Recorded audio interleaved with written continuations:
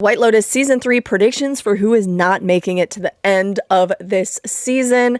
I am pretty assured at this point it is either going to be Belinda or it is going to be Chelsea, and I will cover all of the reasons from the first 2 episodes in this video. I was initially going to do this episode by episode, but by the time I made my video for the first episode 2 was about to come out, and I was like, okay, I'll just wait and include that. And now after watching episode 2, I'm even more convinced that it's either Belinda or Chelsea. So let's cover this episode. Hi, I am Nikki. I normally cover gaming on my gaming account, but I want to cover more film and television, so I made a new channel for it, and this is it. This is my first long-form video on this channel, and I'm excited to get into it. Now, episode 1 starts with the flashback, and we start on Belinda's son, which I think is pretty telling. And I know some people are like, Belinda is way too obvious of a character. She's a recurring character. We had a recurring character pass away in a previous season, but honestly, I think it's more evidence towards that being a possibility. Like, Tanya was pretty obvious in season 2, and it still ended up being Tanya, even though I was like, it's way too obvious if it's Tanya.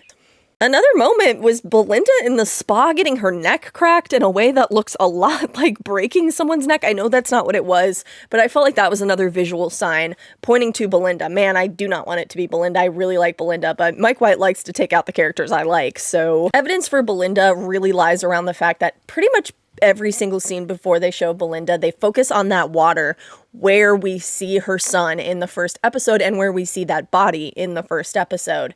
They focus on it quite a bit before her scenes. Now, of course, she's in the spa area of this hotel, which is where that water is, but we see it multiple times, focusing in on that water where we saw someone floating.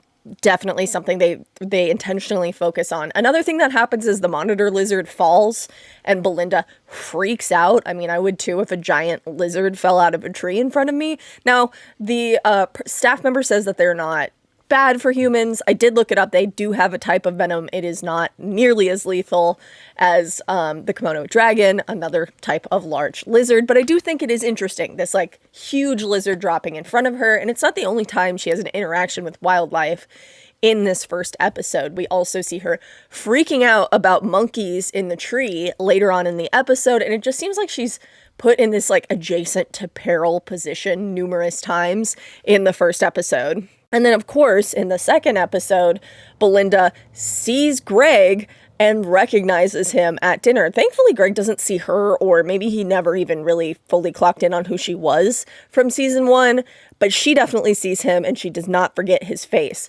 Now, I don't know if Greg is somewhere in the public eye for what happened to Tanya in season 2. It doesn't really seem like it, but it is an interesting thing to note. And who else is at this dinner is, of course, Chelsea. Now, Chelsea's story is a little different. It doesn't feel as obvious that it's going to be Chelsea in my mind, but she is one of my higher contenders, mostly because she's friends with Greg's girlfriend, Chloe, and I think that is worth noting. Chloe sits down and immediately befriends Chelsea, and she seems really sweet at first, but I think it's a veil.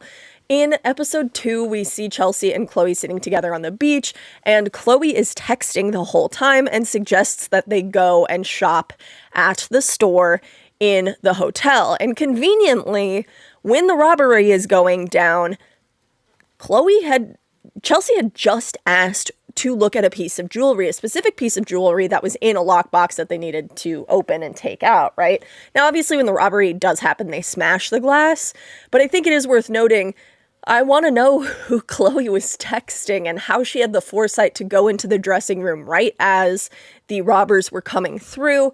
Now, later in the dinner, with all 4 of these characters, Chloe, Chelsea, Rick, and Greg, they have a completely awkward interaction, and it is very weird, the 4 of them together.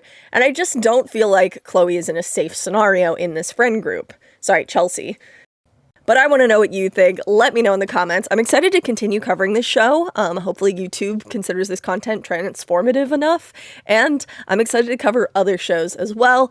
Be sure to check me out by subscribing here. And if you like gaming, check my other account out. It's Tunnel Snakes Fool. Thanks. Bye.